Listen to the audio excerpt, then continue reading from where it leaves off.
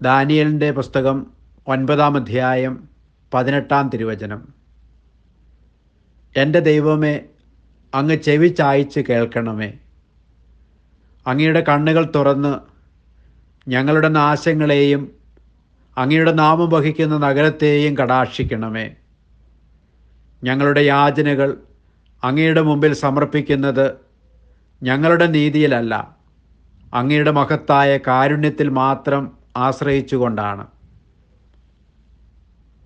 കാരുണ്യവാനായ കർത്താവേ, അങ്ങയുടെ സന്നിധിയിൽ ദാനിയേലിനെ പോലെ പാപങ്ങൾ ഏറ്റുപറഞ്ഞ് പ്രാർത്ഥിക്കുവാനും യാചന അർപ്പിക്കുവാനും കൃപ നൽകണമേ. ആമേൻ.